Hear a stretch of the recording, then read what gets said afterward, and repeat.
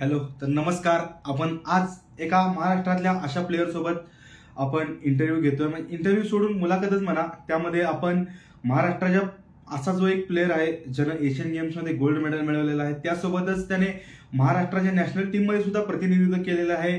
त्यासोबतच तो नाशिक जिल्ह्याचा एक लाडका खेळाडू आहे आणि नक्कीच तो आपल्याला आजच्या या दिवसामध्ये आपल्याला खूप सारी माहिती देणार आहे. त्यानंतर त्याच्याकडून आपण त्याच्या जीवनाचा प्रवास समजून घेणार आहे. त्याची पुणेरी पलटण मधल्या काही आठवणी, त्याच्या करिअरचा काही जो असा एक पार्ट होता तो समजून घेणार आहे. त्यासोबतच त्याचा आता बेंगळुरू बुल्समध्ये कसा प्री सीझनचा कॅम्प चालू आहे, या सगळ्या गोष्टी आपण जाणून घेणार आहे.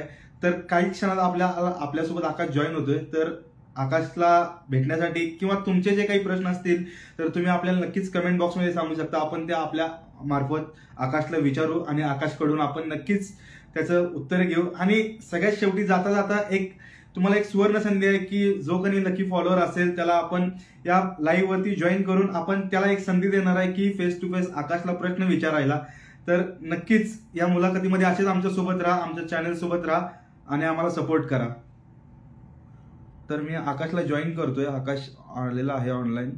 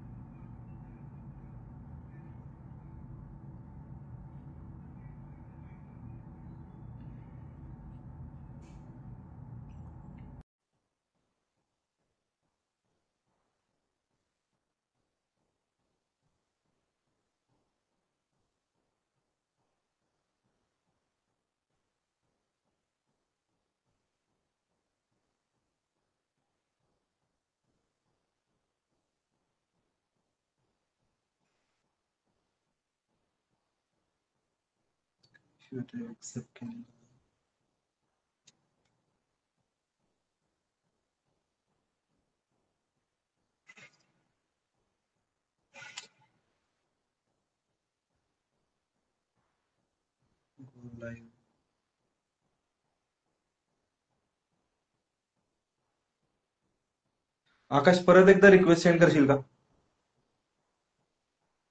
तिथून ऍक्सेप्ट होत नाहीये माझ्याकडे.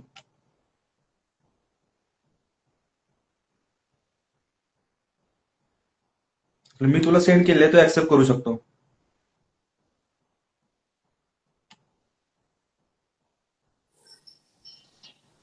नमस्कार. नमस्कार भाऊ, जय महाराष्ट्र. जय महाराष्ट्र. कसा आहेस? एकदम मस्त. मिटके लाईटला. जय महाराष्ट्र, जय महाराष्ट्र. जय महाराष्ट्र. बाकी काय म्हणतोय? कॅम्प कसा चालू आहे तुझा सध्या? एकदम मस्त भाऊ. चालू आहे. हा. हा, एकदम ओके. बाकी आता मग गावी आहेस की कॅम्प मध्ये आहेस? कॅम्प मध्येच आहे. आता मॅचेस जवळ आले तर चालू आहे, कॅम्पच चालू आहे. अच्छा, तर प्री सीझनच्या कॅम्प बद्दल काय सांगशील? कॅम्प कसा चालू आहे सध्या? काय काय चालू आहे कॅम्प मध्ये? कॅम्प एकदम मस्त चालू आहे. म्हणजे जे आता जसं जसं पिकेल जवळ येते तसं तसं एक्साइटमेंट पण वाढते आणि थोडी तयारी पण चांगली चालू आहे. कॅम्प मध्ये कोणत्या गोष्टीवर जास्त आता फोकस दिला जातोय? म्हणजे स्किल प्रॅक्टिस चालू आहे, मॅच प्रॅक्टिस चालू आहे की फिटनेस? कसं डेली शेड्यूल कसं असतं कॅम्पचं? सध्या तरी फिटनेसवर आणि स्किल, कारण पूर्ण सीझन खेळायचं तर फिटनेस पाहिजे जास्त आणि फिट राहून मग आपलं स्किल. थोडं नेटवर्क इश्यू आहे का आकाश? नाही दिसतंय मला तू. ओके, ठीक आहे. येस. हा, तर मग तिथं दिवसातून 2 टाइम प्रॅक्टिस असेल, फिटनेस सगळ्या गोष्टी म्हणजे एकंदरीत मॅचच्या नुसार पण प्रॅक्टिस चालू आहे आणि फिटनेस पण चालू आहे. हो. तर मी तुला आकाश विचारायला सुरुवात करेल. मी इंटरव्ह्यू नसता एक गप्पा मानू शकतो आपण. त्यामध्ये मी तुला सुरुवात करेन की तुझ्या कबड्डीची सुरुवात कशी झाली आणि तू कुठून खेळायला चालू केलास? तो एक तुझ्या स्टार्टिंगचा करिअरचा पाथ कसा होता? मी म्हणजे आमच्या गावात कबड्डी जास्त खेळली जाते. कबड्डीचे प्लेयर जास्त आहे. तर मी न्यू इंग्लिश स्कूल शाळेतून कबड्डीची सुरुवात केली. शाळेत कबड्डी सिनियर प्लेयर कबड्डी खेळायचे, त्यांना बघून बघून मग मी ग्राउंडवर जायला लागलो शाळेच्या टीम मध्ये. नंतर मग कॉलेज, नंतर मग तिथून मग महिंद्रा अँड महिंद्रा, त्याच्यानंतर युवा पलटण आणि नंतर मग प्रो कबड्डी. आणि तुझं आणि जे ब्रह्मा आडगाव क्लबचं नातं आहे, तू त्या ब्रह्मा आडगाव क्लबशी कसा जोडला गेला? तो एक कसा तुझा कॉन्टॅक्ट झाला त्या क्लब सोबत? शाळेत प्रॅक्टिस करायचो तर म्हणजे जिथं शाळेचं ग्राउंड आहे ना तिथंच ब्रह्मा स्पोर्ट क्लबची पहिले प्रॅक्टिस व्हायची. अच्छा. आणि तिथंच मग प्रॅक्टिस करत करत आज इथपर्यंत आहे. आज म्हणजे ज्या याच्यात आहे मी तिथं पोहोचवायला ब्रह्मा स्पोर्ट क्लबचे म्हणजे खूप मोठे योगदान आहे आणि त्यांचे मी लाईफ टाइम म्हणजे ऋणी राहील. आणि या तुझ्या करिअरच्या मध्ये ज्यावेळी तू कबड्डी खेळायला जात होतास त्यावेळी म्हणजे तुझ्या आई वडिलांचा सपोर्ट होता की ते म्हणायचे का कबड्डी खेळतोय, दुसरा कोणता खेळ किंवा अभ्यासात लक्ष दे, या काय गोष्टी होत्या? अं, घरच्यांचा सपोर्ट म्हणजे स्टार्टिंगला तर नव्हताच. कारण थोडं लागलं तर पप्पा बोलायचे का नको अभ्यासावर लक्ष दे. आणि जसं जसं थोडं थोडं खेळत गेलो त्याच्यानंतर मग घरच्यांना बाहेरून समजत गेलं की नाही खेळतोय चांगला. मग त्याच्यानंतर तेव्हापासून आजपर्यंत घरच्यांचा फुल सपोर्ट आहे. तो तर आहेच. त्यानंतर मग तू इथं आता बोललास जसं युवा पलटणमध्ये खेळलास, स्कूल खेळलास, या सगळ्या गोष्टी खेळलास, त्यामध्ये तुझ्या जो स्टार्टिंगचा करिअरचा टप्पा होता त्यामध्ये तुला काय डिफिकल्टी जाणवल्या की स्टार्टिंगला नाशिक जिल्ह्यासारखे खेळताना, कारण अलीकडे नाशिक जिल्ह्यात आता चांगला खेळ होतोय, तर स्टार्टिंगला तुला काय डिफिकल्टी जाणवल्या वरच्या लेवलला खेळताना?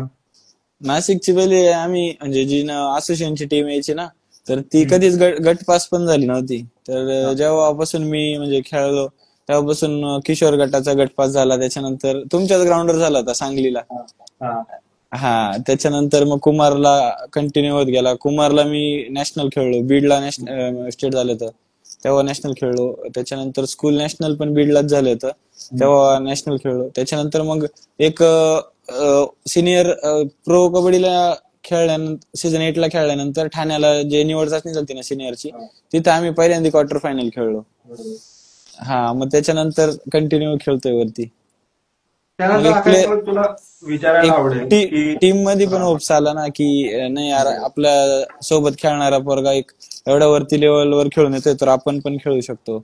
मग ते पण तशी मेहनत करत गेले आणि टीम एक चांगली बनत गेली आमच्या नाशिक जिल्ह्याची. बरोबर. आणि आता जर पाहिलं तर तुझ्यामुळे नाशिक जिल्ह्यातले अजून 4 चांगल्या खेळाडूंना तुझ्यासोबत खेळण्याची संधी भेटते, तुझा एक्सपिरियन्स त्यांना शेअर होतोय. तर तुझ्यासोबत खेळताना जे तुझे ज्युनियर सब प्लेअर असतात, टीम मधले असतील किंवा नाशिकच्या जिल्ह्यामध्ये असतील, तर तू त्यांना कसा गायडन्स करतो? जिल्ह्याच्या मॅचेसला असेल किंवा कॅम्पला असेल, या सगळ्या गोष्टी कशा असतात त्यावेळी? टार्गेट म्हणजे मॅचेस ते जे माझ्यासोबत खेळलेले आहेत तर ते कंटिन्युअस सोबत असतात. ते माझ्यासोबत वर्षभर कॉन्टॅक्ट मध्ये राहतात. म्हणजे जसे मित्रच राहतो आपण तर कॉन्टॅक्ट चालू राहतो की काय करायला पाहिजे काय नाही, तर मी त्यांना सांगत राहतो. आणि त्यानंतर मी तुझ्या एका करिअरच्या महत्वाच्या टप्प्याकडे येतो, ज्यावेळी तुझं आता एशियन गेम्सला सिलेक्शन झालं. तर तो एक कसा तुझा पार्ट होता की लाईफचा, तो कितपत कसा तो त्या लाईफचा एक गेम चेंजिंग मोमेंट ठरला?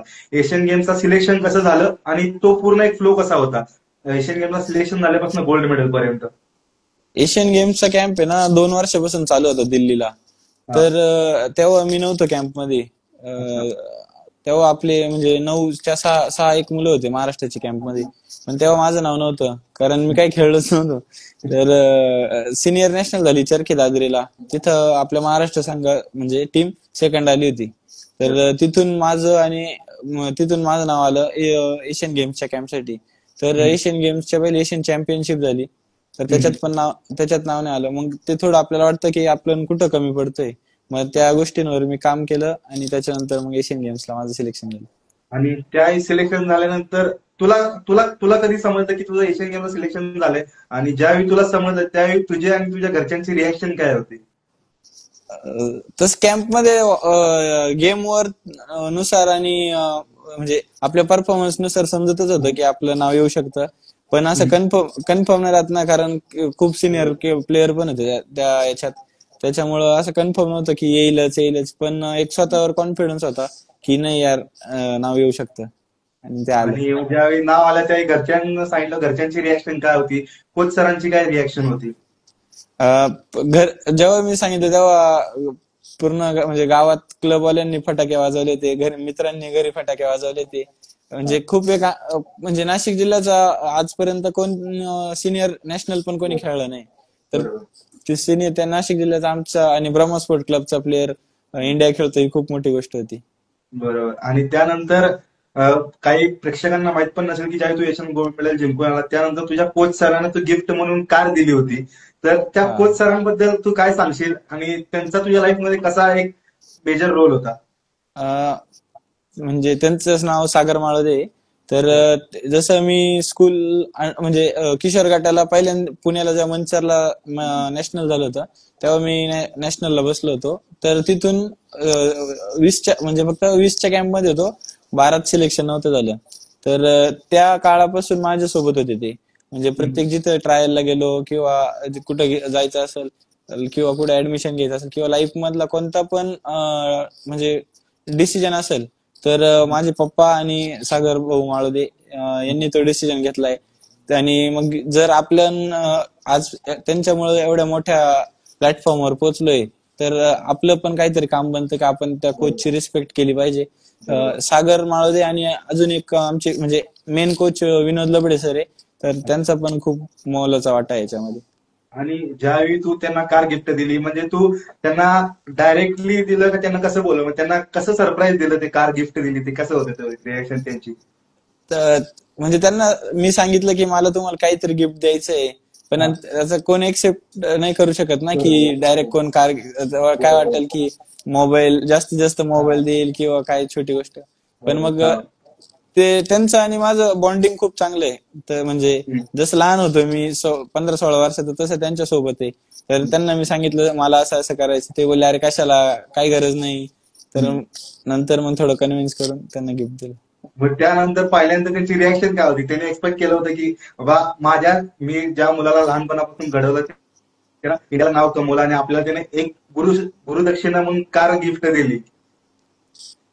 प्राऊड फिलिंग होती सर दादा ती. कारण म्हणजे खूप मोठी गोष्ट होती आणि जेवढं म्हणजे माझं नाव झालंय ते त्यांच्यामुळे झालंय. आणि ती गोष्ट खूप म्हणजे माझ्यासाठी महत्वाची होती का त्यांना काहीतरी देणं. बरोबर. आणि त्यानंतर मी येतो तुझ्या प्रो कबड्डीच्या जर्नीकडे. तुझ्या प्रो कबड्डीच्या पहिल्या सीझन बद्दल काय सांगशील? तो एक तुझा एक्सपिरियन्स कसा होता? जे तू पुणेरी पलटण मध्ये खेळलास, तर त्या सीझनचा एक्सपिरियन्स कसा होता तुझ्या स्टार्टिंगचा? आणि तो तुझा कसा एक पार्ट ठरला लाईफचा? ज्युनियर नॅशनल खेळून आल्यानंतर मी टॉप स्कोरर मध्ये होतो आणि ज्युनियर इंडिया कॅम्पला पण नाव आलं होतं.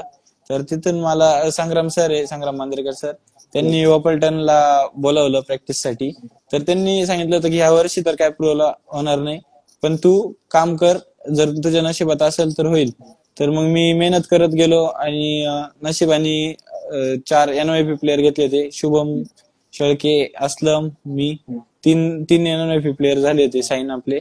मग त्याच्यात माझं नाव आलं आणि सीझन 8 ला खूप म्हणजे पहिली मॅच मी तेलुगू टायटन सोबत खेळलो. एकच रेड मारायला दिली होती, त्याच्यात टोटच मारून मला खाली बसून दिलं. म्हणजे 1 पॉईंट मारला टोटच आणि लगेच खाली. दुसरी मॅच खेळलो बेंगाल वॉरियर्स सोबत, त्यांच्यात एक बोनस टाकला परत खाली. आणि मला लास्टची मॅच जी क्वालिफाय मॅच होती युपी वाद्या सोबत, ती शेवटचे 8 मिनिट बाकी होते तेव्हा मिळाली आणि त्याच्यात मी 6-7-8 पॉईंट घेतले होते. हा, हा. तर तर हा ती तर माझी मला सीझन बोलायचं की 8ची ज्यावेळी तुला स्टोरी पहिल्या होती. सीझन मध्ये पहिल्या रेड साठी पाठवलं, ज्यावेळी तुला बोलवलं सबस्टिट्यूट करून, तर ती रिॲक्शन कशी होती ज्यावेळी तुझ्या प्रो कबड्डीच्या इतिहासातील तुझी पहिली रेड होती? त्याही काय डोक्यात चालू होतं विचार? नाही मी बेंचवर बसलेलो होतो आणि विशाल भारद्वाजच्या आहे ना डोक्याला लागलं हा. तिथं. तर मी कॉर्नर पण चांगला खेळायचो. हम्म. तर मग मला कॉर्नर म्हणून त्यांनी मध्ये टाकलं की जा हा. कॉर्नर लाव. आणि तर त्याच्यासाठी मी मध्ये गेलो हम्म. आणि गेल्यानंतर मग नितीन तो बोलला जा एक रेड मारून ये. गेलो हा. आणि पहिलाच टच मारला. तेवढ्यात विशाल भारद्वाजची 4 टॅकल झालेली होती, त्याला हा. 5 हायफाय करायचा होता. तर मग तो परत मध्ये आला, मी बाहेर. हा. तर त्यानंतर तू आतापर्यंत सीझन 8, 9, 10, 11 4 वर्ष तू पुणेरी पलटण सोबत जोडलेला आहे. तर हम्म. आतापर्यंत तुझा पुणेरी पलटण सोबतचा एक एक्सपिरियन्स कसा होता? काय मेमोरीज होत्या? आणि या 4 सीझन मधला तुझा सगळ्यात बेस्ट सीझन कोणता होता? पुणेरी पलटण म्हणजे एक आज जे काही आहे म्हणजे जे नाव आहे आकाश शिंदे, ते पुणेरी पलटण मुळेच आहे असं मला वाटतं. कारण त्यांच्या म्हणजे जिथून स्टार्ट झालं पुणेरी पलटणच्या टीमनी आणि पुणेरी पलटणच्या फॅन्सनी खूप प्रेम दिलंय मला आणि असंच पुढे पण देतील. आणि ज्यावेळी तू ऑप्शन मध्ये आता नव्हतास त्यावेळी पुणेरी पलटणने तुला रिलीज केलं सीझन 11 मध्ये आणि तू ऑप्शन मध्ये ज्यावेळी आलास तर भरपूर अशा फॅन्सची इच्छा होती की आकाश शिंदेला आम्हाला परत पुणेरी पलटण मध्येच बघायचं आहे. तर त्यानंतर जे ऑप्शन मध्ये तुला 50 लाखाच्या वरची बोली लागली आणि बेंगळुरू बुल्स मध्ये ज्यावेळी तुझं नाव आलं ते ऑप्शनच्या दिवशी तुझा काय मनात माइंडसेट होता, काय विचार चालू होतो डोक्यामध्ये ज्यावेळी सी कॅटेगरीचं ऑप्शन चालू होतं त्यावेळी? पहिले तर एक म्हणजे सांगायचंय की पुणेरी पलटणने मला रिलीज नाही केलं. मी स्वतः पुणेरी पलटण मधून बाहेर निघालो कारण माझं RYP साईन होतं. म्हणजे जसं पहिले न्यू यंग प्लेअरचं NYP साईन असतं, त्याच्यानंतर म्हणजे माझं 5 वर्षाचं पूर्ण कॉन्ट्रॅक्ट होतं पुणेरी पलटण सोबत. तर ते तोडून मी स्वतः बाहेर आलोय की कारण मला असं वाटत होतं की काहीतरी चेंज पाहिजे आपल्या लाईफ मध्ये आणि खेळण्याची पण म्हणजे एक इच्छा होती. तर त्याच्यासाठी मी ते साईन स्वतः कॅन्सल करून मी बाहेर आलोय. आणि तर म्हणजे काय प्रत्येकाला वाटत होतं, म्हणजे मला पण खूप मेसेज होत होते की दादा तू नव्हती सोडली पाहिजे पुणेरी पलटण. पण एक माझी इच्छा होती स्वतःची वैयक्तिक की मला काहीतरी करून दाखवायचंय, त्याच्यासाठी मी बाहेर आलो. आणि त्यानंतर ज्या ऑप्शन मध्ये तुझं 50 लाखाच्या वरची बोली लागली आणि ज्यावेळी सी कॅटेगरीचं ऑप्शन होतं आणि बेंगळुरू बुल्सनं ज्यावेळी तुला परचेस केलं त्यावेळी तुझी काय फिलिंग्स होती, त्यावेळी तुझ्या डोक्यात काय विचार चालू होता की कोणती टीम घेईल, कोणत्या टीम मध्ये तुझी खेळायची इच्छा होती पर्सनली? जर पुणेरी पलटण नसती तर दुसरी कोणती टीम अशी तुझी इच्छा होती? नाही नाही इच्छा तशी काय नव्हती. फक्त असं होतं की आपल्याला जर आपण आता ऑप्शनला आलोय आणि ह्या वर्षी सगळेच चांगले प्रत्येक टीमचे मेन रेडर्स बाहेर आलेले होते.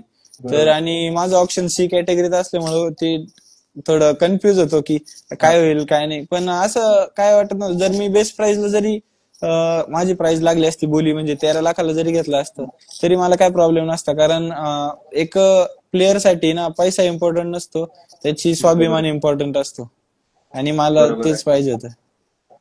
आणि या सीझनला तू बेंगळुरू बुल्स मध्ये आलायस तर बेंगळुरू बुल्स मध्ये तुला एक प्लस पॉईंट आहे की जे पुणेरी पलटणचे कोच होते DC रमेश सर तेच या सीझनला बेंगळुरू बुल्सचे कोच आहेत.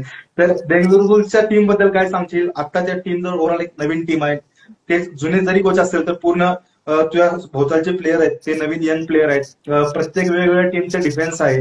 तू त्या टीम मध्ये कसा आता जॉईन होतोय, कसं काय सीझन चालू आहे तो सध्या? जशी सीझन 8 ला पुणेरी पलटण टीम तयार झाली होती सर्व यंग प्लेयर्स, तशी यावर्षी बेंगळुरू बुल्स तयार झाली. कारण सगळे यंग प्लेयर आहेत आणि यंग प्लेअरचा एक माइंडसेट काय असतो की त्यांना स्वतःला प्रूव्ह करून दाखवायचं असतं की मी काहीतरी आहे. आणि तर मला असं वाटतं की BC रमेश सरांनी सर्वांना म्हणजे सर्व राज्यातून जे टॉपचे नवीन खेळाडू होते त्यांना एकत्र करून ही टीम बनवली. बरोबर. आणि या सीझनला जर पाहिला असेल तर बेंगळुरू बुल्स मध्ये तू एकटाच अनुभवी रेडर्स आहेत आणि जे बाकीचे रेडर आहेत ते सगळे एक यंग रेडर आहेत. तर त्या यंग रेडरचा मे बी फर्स्ट सीझन आहे, भरपूर जणांचा फर्स्ट सीझन आहे. तर त्यांना तू मॅट वरती कसा गाईड करतोय, मॅचच्या सिच्युएशन मध्ये कसं त्यांना समजून सांगतोय की कोणत्या सिच्युएशनला काय, प्रॅक्टिस टाइमला तू त्यांना कसं मदत करतोय? कबड्डी प्लेअर साठी सर्वात महत्वाची गोष्ट राहते की म्हणजे हिंमत पाहिजे खेळण्यासाठी. आणि माझ्या पप्पांनी मला सांगितलंय की म्हणजे लहानपणापासून की आपण हरू जिंकू हा विचार तू कधी करू नको, तू फक्त खेळ एन्जॉय कर. म्हणजे खेळाशी प्रामाणिक राहा आणि तू खेळ एन्जॉय कर, तुला सर्व भेटेल. आणि आज त्यांच्याच याच्यानुसार मला सर्व भेटते. आणि तू त्या जे आता आपले महाराष्ट्राचे प्लेयर आहेत, शुभम बिटके असतील, तुमचा गणी असेल, तर ते कसे आता नवीन प्लेयर आहेत, त्यांचा माइंडसेट कसा आहे ज्यावेळी तुमच्यासारख्या प्लेयरांसोबत किंवा प्रोच्या सीझनच्या पहिल्या सीझनला ते प्री सीझन कॅम्पमध्ये कसा परफॉर्मन्स देतात आणि त्यांच्या चुका सुधारण्यासाठी तुम्ही त्यांना ऍज अ सिनियर प्लेअर म्हणून कसं हेल्प करता? शुभम बिटके म्हणजे जसा पहिले खेळायचा, आता कॅम्प प्रोला आल्यानंतर खूप पॉलिश झालेला आहे. आणि ह्या वर्षी तो तुम्हाला मॅट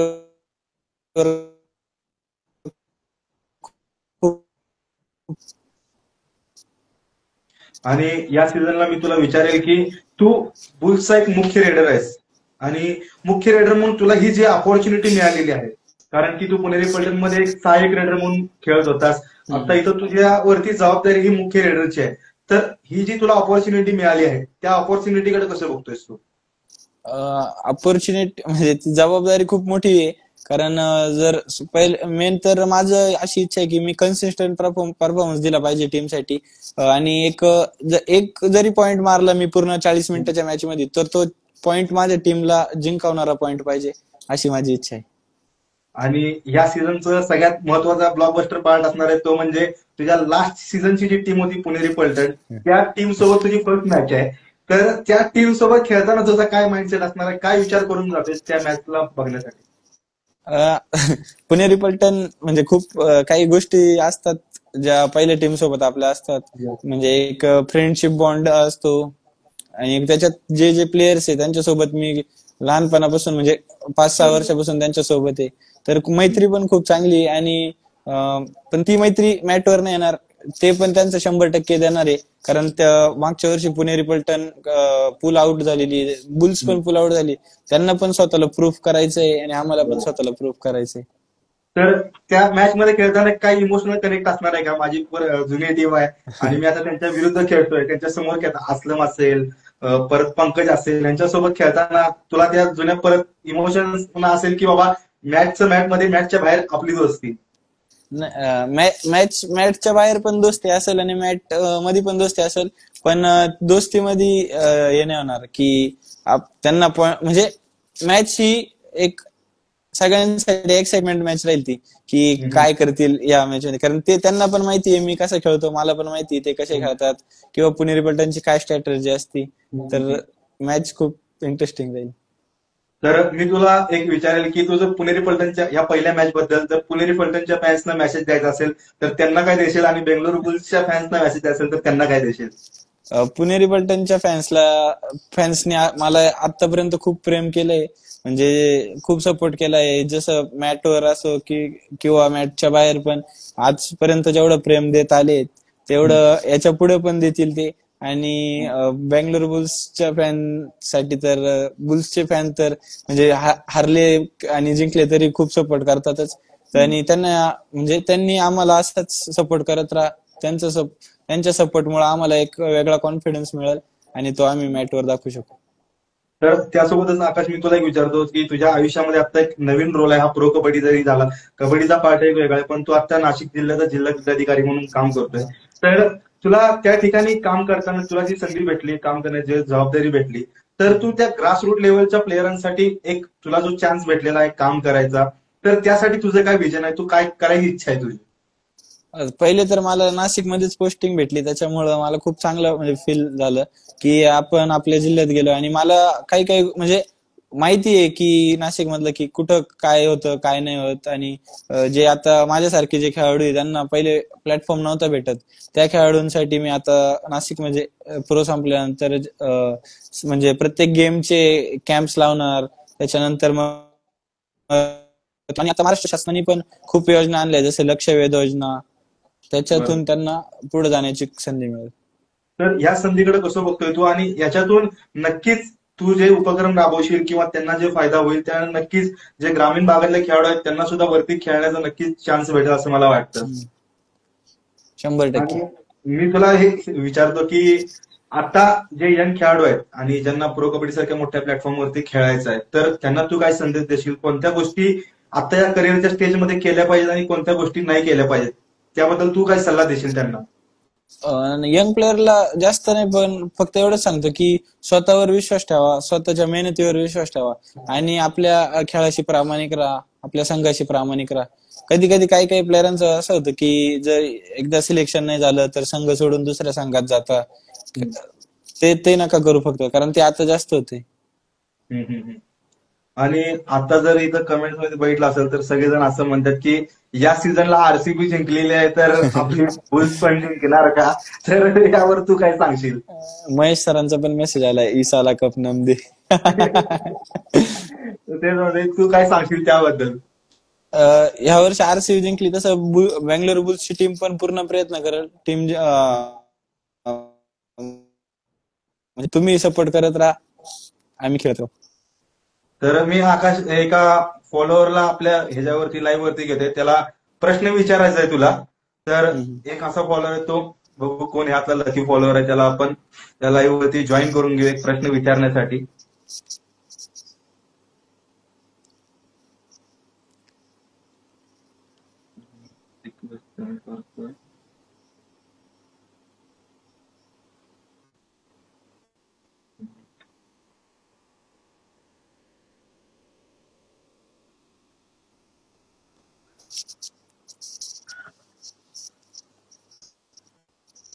बाकी आता मग कॅम्पचं कसं शेड्यूल चालू आहे तुमचं? सध्या प्रॅक्टिस वगैरे कशी चालू आहे तुमची? मॉर्निंगला दिवसाचं फिटनेस शेड्यूल रुटीन कसं चालू असतं? आहे. मॉर्निंगला फिटनेस, कधी कधी जिम, कधी मोबिलिटी सेशन, कधी अच्छा. वेगवेगळं रुटीन चालू आहे. आणि इव्हिनिंगला स्किल प्रॅक्टिस, मॅट प्रॅक्टिस. हा काय होता जय महाराष्ट्र. जय महाराष्ट्र, जय महाराष्ट्र भाऊ. आणि आणि संकेत दादा थँक्यू की तुम्ही हा इंटरव्ह्यू अरेंज केला आणि मला चान्स दिला आकाश दादाला एक प्रश्न विचारायचा. तर आकाश दादा माझा पण सेमच क्वेश्चन होता की आरसीबीनं पण यावेळी जिंकली आहे कप आणि तू पण आता बेंगळुरूमध्ये गेलायस, तर आम्हाला तुझ्याकडनं ऐकायचंय की ई साला कप नंदू. तर तुझी काय माइंडसेट आहे की म्हणजे तू विराट कोहलीला फॉलो करतोस नाही करतोस, तर आम्हाला तुझं माइंडसेट ऐकायचंय. विराट कोहलीचं तसं काही नाही, पण प्रत्येक समजा पुणेरी पलटण मध्ये पण होतो ना मी, तेव्हा माइंडसेट तोच होता की टीम चॅम्पियन बनली पाहिजे. आणि यावर्षी बँगलोर बुल्स मध्ये आलोय तर हाच माइंडसेट आहे की स्वतःला पण प्रूफ करायचंय आणि टीमला पण चॅम्पियन बनवून दाखवायचंय. Okay thank you. Yes. तर आकाश, तू आम्हाला आजच्या सेशनसाठी तुझा बहुमूल्य वेळ दिलास कॅम्प मधून आणि आम्हाला नवनवीन माहिती दिली, त्याबद्दल तुझं खरंच थँक्यू. तर लास्ट काय एक मेसेज देऊ इच्छितो तर नक्कीच दे आपल्या पेजसाठी किंवा आपल्या फॉलोअर्सना, आणि तुझ्या जे फॅन्स फॉलोअर जे एवढे तुझ्या पाठीशी आहेत, जे तुला रोल मॉडेल मानतात, तर त्यांना काही तू सल्ला देशील? सर्व फॅन्सला एवढं सांगतो, आजपर्यंत तुम्ही माझ्यावर जे प्रेम केलं ते असंच कायम राहू द्या. आणि आज तुमच्या प्रेमामुळे आणि तुमच्या आशीर्वादामुळेच मी इथपर्यंत आलेलो आहे. असंच प्रेम कायम राहू द्या. मी माझ्या खेळातून तुमचा आशीर्वाद नक्कीच हे करत दाखव. येस, आणि ऑल द बेस्ट तुला या सीझनसाठी तुला भरपूर साऱ्या शुभेच्छा. आणि या सीझनला थँक्यू, नक्कीच तू 200-300 रेड पॉइंट्स घेऊन येशील आणि बेंगळुरू बुल्सला ट्रॉफी जिंकून देशील, ह्या तुला शुभेच्छा. Thank you, thank you. Yes, thank you. धन्यवाद. जय महाराष्ट्र. जय महाराष्ट्र.